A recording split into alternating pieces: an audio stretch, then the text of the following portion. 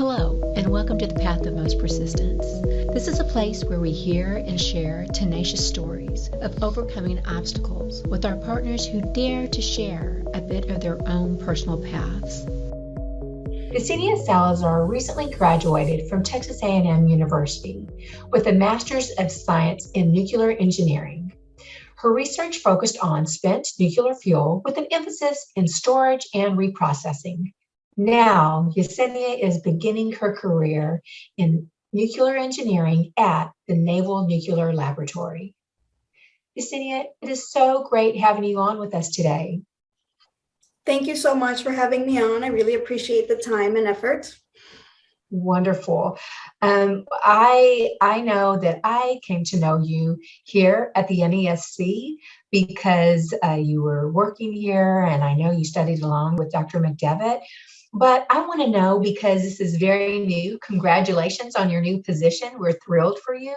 But just to get that started, can you tell us a little bit about your new position and what it would entail? Absolutely. Yes, I was given the basics just due to the way that the job is in general, where they don't like to go too much into detail when you haven't been hired yet.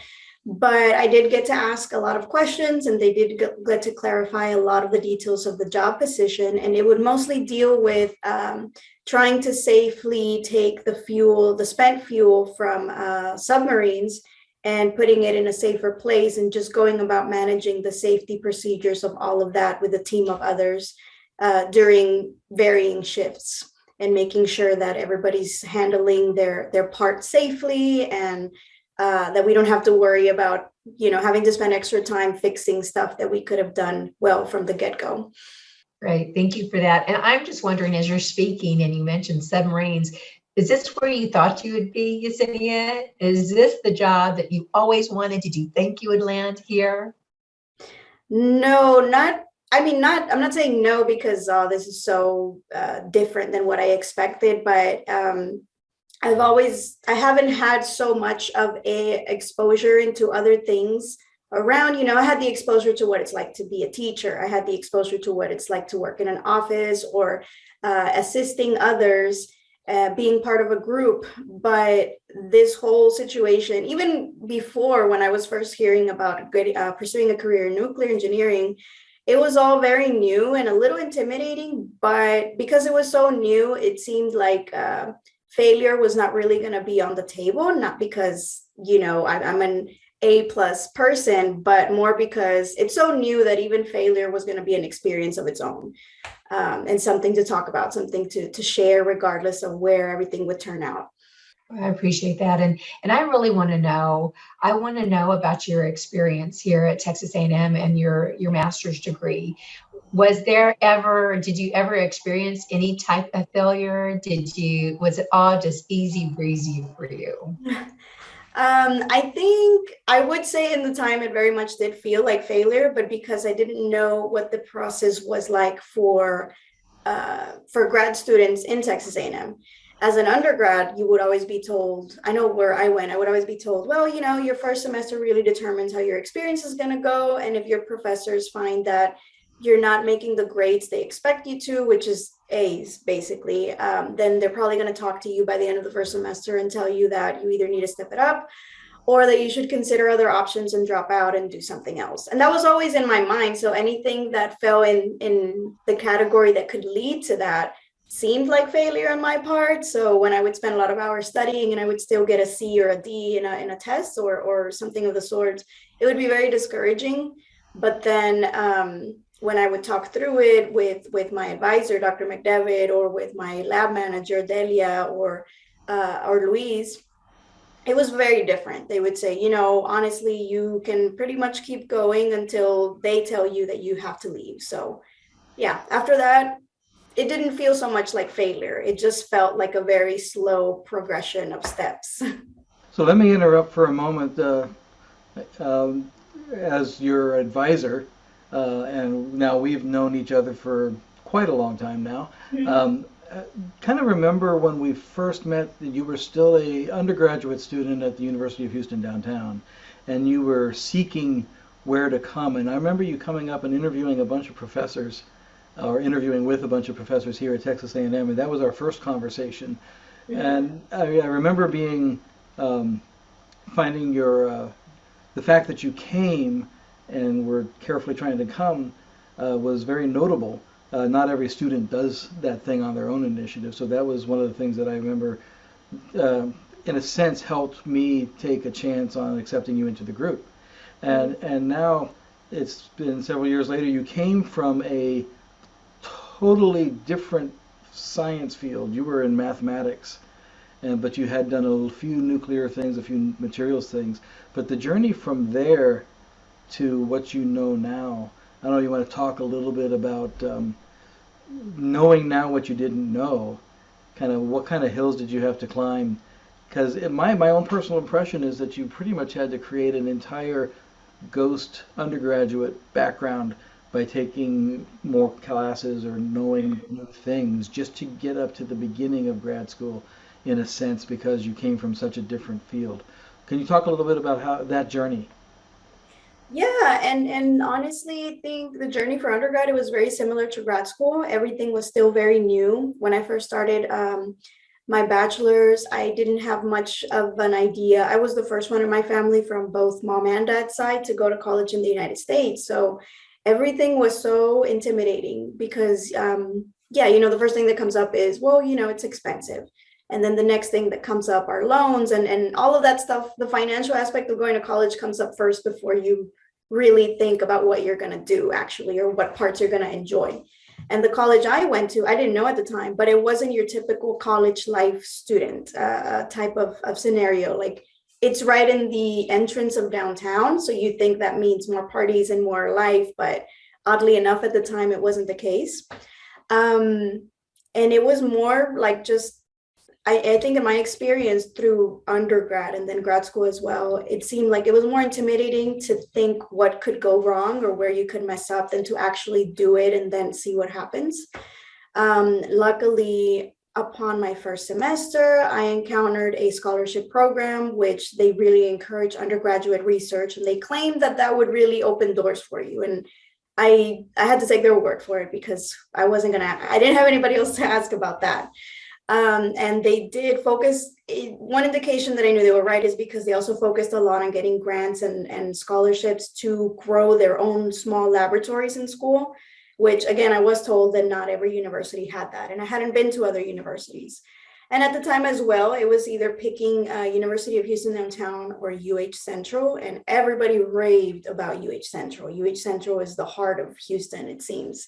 But it didn't take much for me. I mean, sometimes we would pass by it when we would run errands here in Houston, and it seemed like a very intimidating place to go. I don't know, maybe if I had known then what I know now, it would have been easier to just go in and be part of the culture. But for me, UHD worked out pretty well. And then it was a semester in, I found out about the aforementioned scholarship program. I looked at the requirements, I joined, I figured that would make it easier for mine and my parents' pockets. And all I had to do was go into the sciences, which at the time, STEM was very much pushed for everyone because everybody wanted STEM to be the main thing in education. I don't know if it's still the case now, but I know at the time it was. And that really felt like I didn't have much to lose because you would hear stories about how people went and did journalism and then you were just thrown out and you had to start digging again once you graduated. Versus in the STEM field, everything seemed like you at least had some type of groundwork once you graduated and then you could continue going up. However, at the time, I just chose math because it was just the topic that I felt more encouraged to keep trying and that eventually there was a way I would understand. But other topics like chemistry, biology, to this day, that is just so, in simplest of terms, I have gotten the sense that with math, the worst it ever got was that I didn't understand anything until the final exam came up.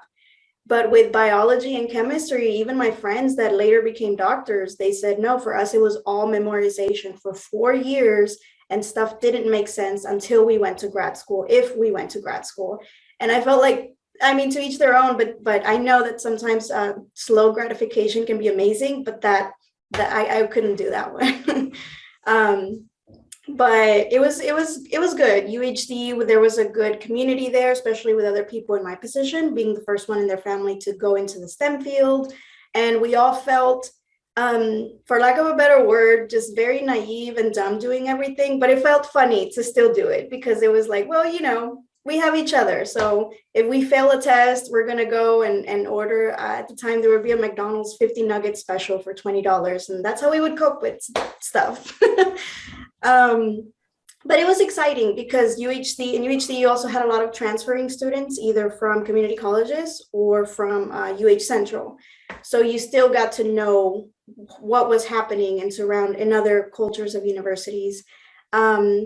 But in UHD, it was a little bit similar too. I remember having to, I used to be a very shy person, but after a while, you kind of just feel like you're missing out on knowing what else is out there available. So I remember one of the things I did there was just take a tour because I didn't like going into big groups of tours and seeing the university. So I went and talked to the people in the gym that they had, and I went to a few other facilities just to be better acquainted and be able to be the only one that asks questions. And then later on, fast forwarding to when I was finishing up already, I was in my last year at UHD. I figured if I don't take action now, I don't know if the decision is going to be taken for me for some reason. And then I won't know what really extending the potential of this mathematics degree is going to be. And that's when I thought, I may as well go to A&M, and the worst case is they'll say no, we don't give tours to one student at a time. That's wasteful. However, as luck would have it, at the time, there was somebody new there that would act as an advisor, a general advisor to students in the nuclear engineering program. And he had just been there for a few weeks or months or something. So he was really excited to just have somebody to give a tour and have it be one person instead of a group or something like that. So that worked in my favor as well. And it was so exciting because I got to meet with pretty much the whole department. I remember meeting Dr. McDevitt was one of the main ones, mainly because his laboratory worked with equipment that was made by the same manufacturer as equipment I used as an undergrad doing research. So that was exciting. Upon getting there, I realized that it wasn't the same type of equipment, but the familiarity was there. And then I got to meet with Dr. Svetkov, Dr. Hassan, pretty much everybody. And it was really good to see what they all worked on before I even got to start an internship, because I think I met everybody before I applied for the summer internship the year prior to graduation. So that was good. Yesenia, you've said so many amazing things. So for our listeners, and I think of as some young people that, you made the comment about, math. You were just going to keep trying, and some of your friends, things didn't make sense to them until the end. So yeah. I think some young people, students in high school, maybe junior high, for them to hear someone in your position that is recently graduated and has all these academic achievements, they would be shocked by that. Because I think so many young people think once you get to college, you just figure it out. I mean, you know what you're going to do, right? You pick a major, you stick to it, and you feel confident about it. And of course, you know what you're doing, right? You always feel confident. Mm-hmm. And I think so many young people don't realize that it's just kind of doing things on faith sometimes, kind of figuring it out and hoping someday it's going to come to make sense. So I really appreciate you bringing that out and touching on that, because when you think back to your younger years, maybe when you were in high school, did you have it all figured out? Did you think once you got to college that it was just going to be very straightforward and you would just know what you needed to know and it was just going to make sense and be a smooth sailing, so to speak? No, not at all. Just being aware of what the next step is, not the next 10 steps, and knowing that can be manageable was really what kind of got me forward. Because initially I thought, okay, well, I have to make a decision where to apply. And then knowing that you have to apply a whole semester, a year before you start at a school, just it can be good, but it can be bad as well, because that's a very long time. Things can change, but whatever. At the time being, that was the step to take. And then it was taken. And then after that, it was, well, naturally, you don't want to you don't want to go anywhere and start a big chapter without being aware of it. So the next step was doing an open house or touring the university. After that, it was figuring out the finances. So I'm not very good at just doing multiple stuff. I like to think about it just for my sake, but I don't like to really have it set in stone, or there's just too many things can pop up, too many things can go wrong. But no, not at all. I just, I felt like my whole life, I remember when I was younger, they said, oh, being a B student is actually the best, because when you're an A student, you always think that you're always going to get an A. And then when you don't, you get very discouraged. And then if you're a C student, at some point, they tell you that you need to step it up. So maybe being a B student is good. At the time, I don't know now if that's true. I don't like to live by that, but at the time it was a nice little, go get it type of motto. Nice. I guess it's all in the struggle, right? That struggle for having to work for things isn't so uncommon for you. It's just part of what you do. So it's something that that you can do in the future. Mm-hmm. And thank you for that again, because it's really helpful to young people listening, I think, just to figure out that when something's so big before you, if it's a degree, a project, an assignment, if you just take the first step, just steps away, inching forward, it's going to be able to get done if you just chunk it into smaller pieces. And it sounds like that's what you've done beautifully. I want to turn a little bit to, a few comments that you've made about figuring out the finances, because finances for so many families, young people, it's a real issue. And in your, not that we need to be specific or anything like that, but can you talk about that maneuvering, having those discussions with your family, trying to carve out a space that is workable for you in attaining your goals, but is also not so intimidating to, your family and what the expectation is. Do you have any advice or suggestions on those that are listening that would be in similar situations? Well, I think from the very beginning, my parents luckily did have a very good understanding of loans and the financial system in the United States. Borrowing and credit scores and all of that, just because of the stuff that they were doing in life and the things that they wanted to achieve. I wasn't personally, but they were able to say, look, you can do whatever you want to, as long as you're moving forward in life. And if going to college is what you'd like, then we're going to figure it out, whether it may be by loans or scholarships or working while you go to school. But the support system was there from the beginning. And I've also had friends and colleagues who didn't have it that way, because obviously not everybody has the same path in life. But for some people who had family that supported their decisions, but they didn't have the financial literacy for it, it's good to be in the position where you can be aware of at least the bare minimum. If you're going to get a loan for education, then that's fine. People get a loan for a car because you want to be able to move around and go about your business. You get a loan for a home because you want to have somewhere to live. So it shouldn't be so out of this world to get a loan for education if you're going to take it seriously. So a lot of times my friends were the ones to become aware of at least the basics of loans or grants, scholarships, whatever the case may be, and then let their parents know that that's going to be a good block of them getting where they need to be in life and finishing their education. A lot of times also there would be friends that, neither them or their parents or anybody around them knew, but they still took the first thing that they could and then, learn about the consequences later. A lot of them, it was a big, they went into big debt later on, but then they learned about how to pay it back and then, everything. So I think with the finances, the best thing would be to, if you don't know much about it, then know somebody that does, or be aware of the bare minimum, because it can be really helpful. If you don't know it, just find somebody or whatever the case. And if you have a support system, then reassure them, let them know a little bit about what it is that you're going to be doing financially, just so that somebody in your circle is aware of what you do and you don't just suddenly drown without anybody knowing. I think that is so helpful, and thank you for that. You mentioned earlier that you're shy. You described yourself as you used to be, or you are shy, and I like how you just talked about that, bringing somebody that knows into your circle. And how do you do that for someone that maybe is timid, they're shy?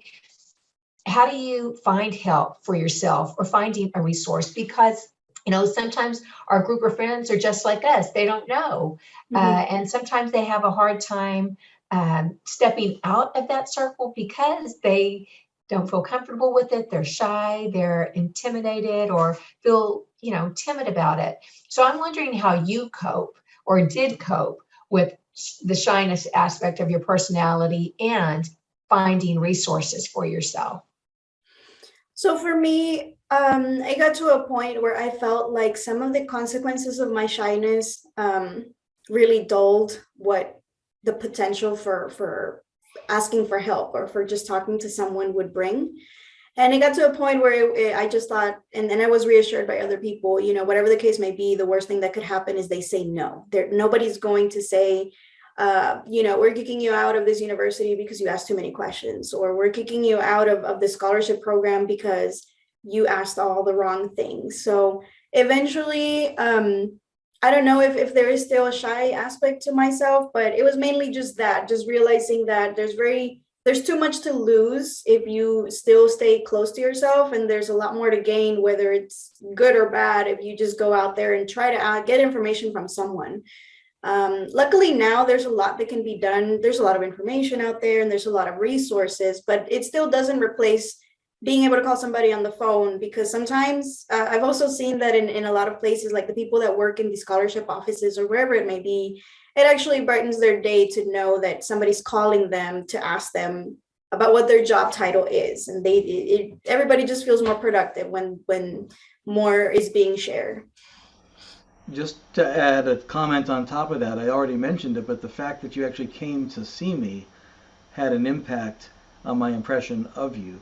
And that might actually, and that's happened to me for a couple of different students, not just yourself, but I get lots of emails from students, but the ones that actually come and set appointments and come and visit with me, you get a chance to know who that person is and whether you can take a chance on them. And once we become connected as a team, it becomes my objective to help you get to where you need to be too. So that's also part of it. The interesting part about us meeting during that time is that I don't remember asking if there were many students that did what I did. And I thought, well, if there are other students that come and meet the people in the program, maybe they're busy, and maybe this happens a lot, especially during the summer, or maybe they have groups of people, so it's hard to remember a particular person. And then when I did my application, because I know I went to A&M, I believe in the summer of 2000 or spring or so of 2012. And then that same year was when I was applying for the summer internship there. And we didn't have a lot of people at UHT, at least not that I knew of, that had gone into that particular program, and definitely nobody that had gone into the nuclear aspect of that REU program. And when I wasn't getting an answer for several days, I thought, oh, well, maybe they can't remember me, or whatever the case may be. And then it wasn't until the deadline was already approaching that I heard back from Dr. McDevitt, I think, because the name stood out and they said, oh, well, it's a summer internship. So yeah, that's how I was brought onto the team. I love it. I love hearing both of your perspectives. And I think that really adds to the richness of the story. But that you saying those comments, and, Dr. McDevitt adding on, it just goes back to your persistence, right? And we are on the path of most persistence. And what is really special, I think it's important for our audience to know that you not only are having this conversation with us today, but you just recently contributed to our celebration during the month of March, our Profiles in Persisterhood. So, Yesenia, can you tell us about what persistence means to you? And I want to also hear about your thoughts about that whole project, Profiles in Persisterhood, and what maybe you've learned from some of the other persisters. But I want to hear about that. So let me know your thoughts. On a personal level, I think persistence sometimes just thinking about it feels very tiring, because you think that you're just going to have to keep beating a wall over and over and over again until you get results. And sometimes it can be confusing, because if you just tell people that all they have to do is work hard and repeatedly in something, eventually they'll get it. That can also be misleading. But maybe that's a different word for it. Persistence for me, at least I've chosen education to be the main thing for the past 10 or so years of my life. And it's not to say that it doesn't come with parts or aspects of it where I got to a point and I said, you know what, maybe this is a road that I shouldn't pursue. But the pursuing that road ultimately led to this one. So it isn't like everything just got erased and tossed and I don't talk about it anymore. And in a general scope, getting to hear of other people's examples of persistence, I mean, to me, it was just keep on trying in something that I was making progress in, but just very slowly. And for other people, it was totally different, getting to hear their examples of similar situations also in the field, but, you know, getting to hear stories of people that said, somebody told me that I couldn't do this, so it made me want to pursue it that much more. And they did, and they were successful. A lot of times you don't hear that side of the story because you hear about the people that say, oh, since I was a little kid, I wanted to do this. When I was a little kid, I didn't know any of this at all. So it's been actually very rewarding to see all their stories because, well, I don't know, I personally love hearing stories regardless of who they come from, but really getting to see everybody's definition in their life of what persistence is or has been to them so far is very awakening, and it's very encouraging. I love that. And thank you. I think all of our contributors did a great job, and you definitely added so much to that whole project. I think I'm curious, what did your family or friends have to say about your contribution? Because I know they just had to be so proud. They are actually, even from the very beginning, just getting accepted into a master's program. In a lot of cases, it was just, I could sense confusion on their part because to many, it just meant, oh, more school and more missing out on life, I guess. To others, it was just, it was pride and serving as a guidance. That way they could determine if they also wanted to pursue education beyond their bachelor's. But overall, there's always been a good sense of support. Many times, obviously, it's really hard to get down to the very small details of why it's taking so long to finish something, or the details of what it is that you're working on and for what purpose. But fortunately, there have been a lot of different ways to just be able to interact with either friends or family in different matters, just to be able to show them how progress is made. And when I finished my thesis and my parents went to go see my presentation last year, I got to show them the lab that I worked on for all those years. And they were very intimidated because they weren't sure if they could just walk anywhere. They didn't want to get their hands out of their pockets thinking that they could be exposed to radiation or something. And it's confusing. I mean, you go into a lab and it's a bunch of big machinery that it's really hard to tell what the purpose is, you know. So being able to just explain a bit of what's going on, it was exciting, and they got excited for me. So I think a downside from working at the Naval Nuclear, not a downside, I think for them it works, but I mean, it's not a place where you're encouraged to really speak about every aspect of your job for obvious reasons. And that might be a downside for a while, but I'm sure that there'll be ways that they'll know I'm making progress. I so love that story because I think that that's one of the most rewarding aspects about a child and parent's relationship, is that they're learning from you, you're learning from them. And as you get older and as you have your own life as an adult and as a professional, you're able to start exposing them to things that in the past, it was always about them teaching you something new. And I like how you mentioned about their not wanting to take their hands out. Recently, I was fortunate to bring my 93-year-old mother to the reactor, to the NESC. And I was explaining where we were going, and as we were approaching the center, she kept saying, "Oh no, I don't know if I want to go to that nuclear reactor." And it's funny because she lives near a nuclear reactor with the South Texas project, but it was lovely to have that conversation as her daughter, her child, that respectful conversation of back and forth of what her expectation was and what I knew. So I loved that. And I loved hearing your story because it's really rewarding as a child to be able to share things with your parents. It really is. It starts feeling like it's a give and take more than just on their part, just giving and giving, So yeah, an interesting aspect of that is that when I started working in the FCML in Dr. McDevitt's lab, I started getting a really bad case of eczema on my hands when I started grad school. And I'm pretty sure it was due to the stress. And for some time, my mom would keep on asking me if I was sure it wasn't like the levels of radiation that I was exposed to. And I'm like, no, I'm sure. I'm very sure it's not. That's just really great. And now as a mother of older children, I love that they're teaching me now. I think that's great. So how wonderful you're in that space with your parents. And that really thrills me to hear those kinds of stories. As I was thinking about our conversation today and preparing for it and looking at your CV, Yesenia, you have so much going on.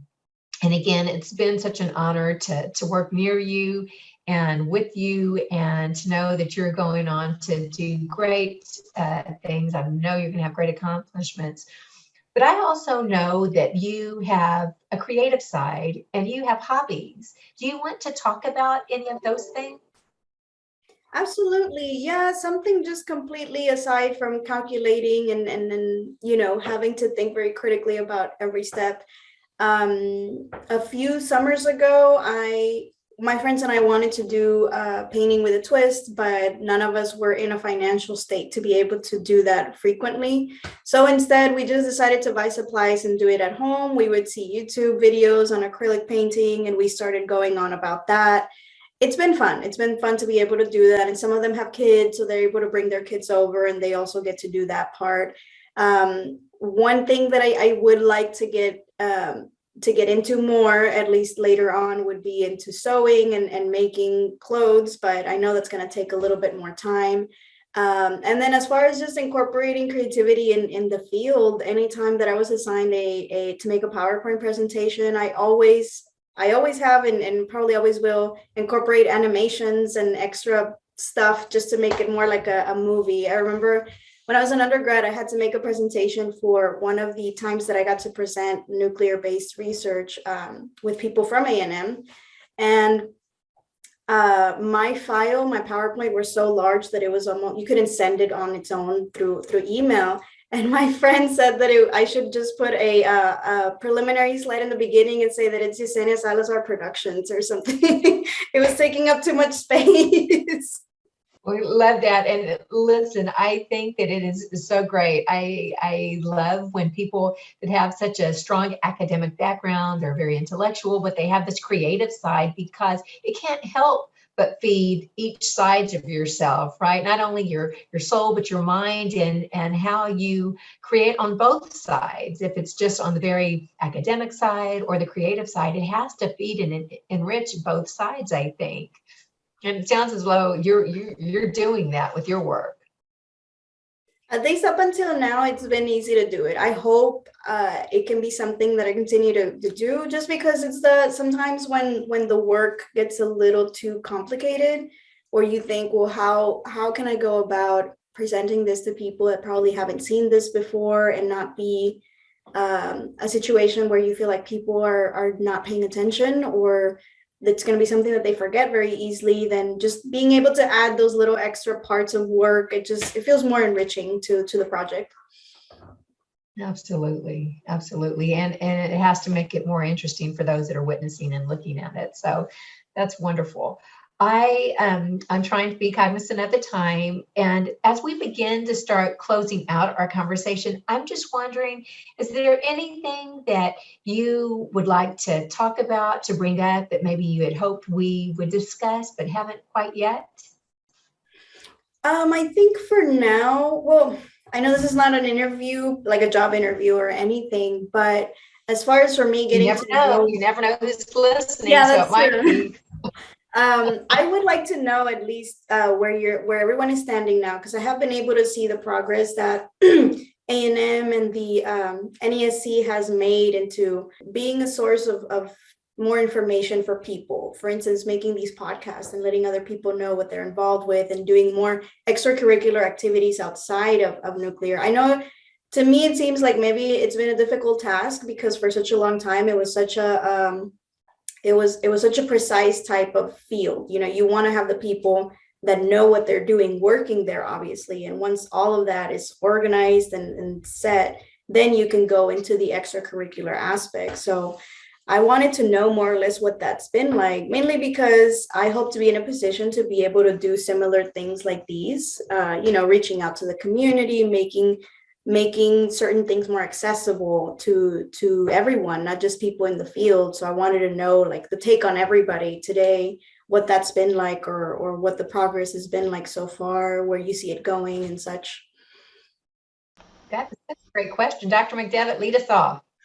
Okay, well, I'll start by saying a few things, but one of the first things I'm going to say is that engineers and scientists are not particularly, 80% of us are not wired to do this well. Mm. What I mean is, well, as an example, you can have a profoundly incorrect headline in the newspaper that Mm-hmm. is very damaging to social understanding of nuclear things. The engineering response is to say, well, that's obviously ridiculous. Here's a 10-page paper that proves it wrong. Nobody's going to read that, and you come across as a geek anyway. And so, this skill set of communication, of engagement. I would say that there are some engineers who are also skilled. They're usually people like you were just sharing, have an artistic side, have some abilities outside of the numbers. Um, and I'm not trying to belittle those who are really good at the numbers. Those are the foundation of many of the things that we build and do, and the research is outstanding.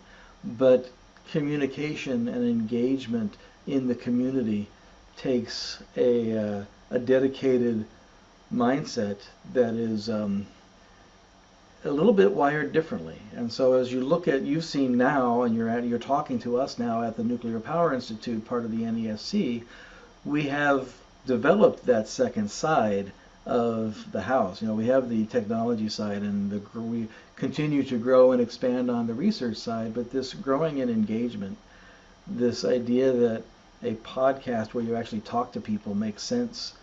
That's what I'm saying. That would not occur to 80% of the engineers as a thing to do. And I'm making that number up too, by the way. 70% of all statistics are made up on the spot. But the idea that is part of it, that finding people that are enthusiastic and engaging. And so if you look at the rest of our MPI team, from Dr. Segovia to Travis to Audrey, and those that support us around this program, um, that team is wired that way. And so there's a mission to engage and spread enthusiasm to persist in these STEM careers, and that is our mission and who we are. So you find the people that are really good at that, and as the guy who's kind of the head of this stuff, I think we have really good people here. And so the thing to go back to you, as if you have desires this way, you're going to work somewhere. You're going to be serving them first in the tasks they give you. You look for opportunities to grow, to use your creativity, and don't drop that side of yourself. Because ultimately you bring your whole self to your job. And if you've got those skills, never drop them, but keep refining them. So that's my kickoff, Valerie. You may take it from here. Well, before I chip into my thoughts, I want to hear from Travis and Adriana to hear what they have to say, because they are such vital parts of our team. Travis? I would say recently, with COVID protocols and the recent work from home and learn from home for students, it's been challenging. pivoting to a virtual platform, both on the student side as well as on the educator side, and really engaging those students. So it's been really challenging, but in the past 2 years, we've made a lot of really great strides on tackling some of those challenges, adjusting, pivoting to that sort of virtual type of audience with some of these programs that we're putting forward, like the Profiles in Persisterhood, this Path of Most Persistence podcast. So all these different items that I think are worthwhile and towards that, engagement. And so those programs, plus we're constantly, as Dr. Segovia would say, is stretching our skill set. And so we're stretching our skill set to really become more virtually accessible. And especially now that we're coming out of predominantly working from home or learning from home, we are now taking those principles that we learned from COVID and applying them back into the classroom. And so we've started learning and thinking about new ideas and new ways to educate the educators that then would take those principles that they learn from our programs and then bring them into schools and then teach their students. And so we are working on several programs, and we've successfully implemented one this past fall with Wharton County Junior College. So they set up all these different educational workshops for educators to then bring to their classrooms. And so we're working now with the Texas State Technical College, as well as a college up in North Texas.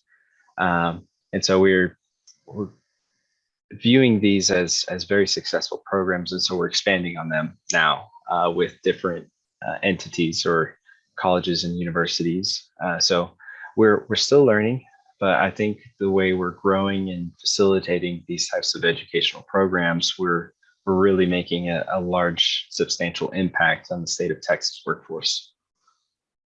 Okay.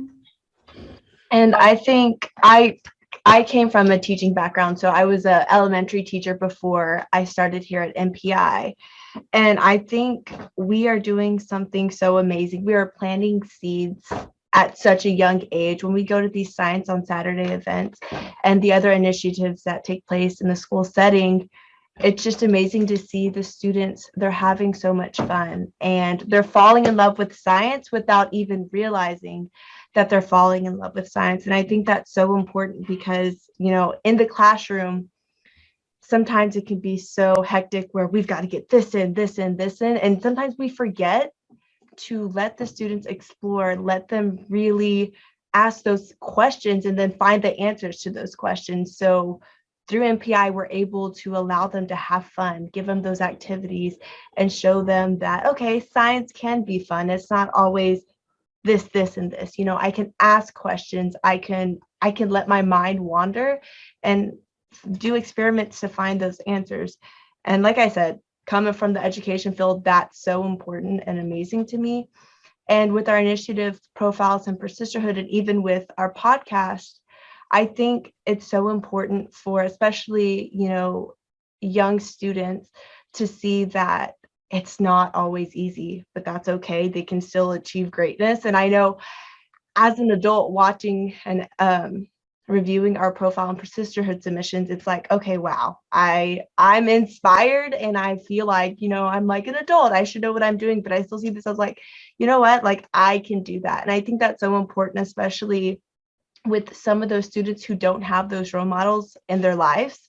Mm-hmm. And they see this and they're like, wow, this is something I can do. If they did it, I can do it because they started where I'm at.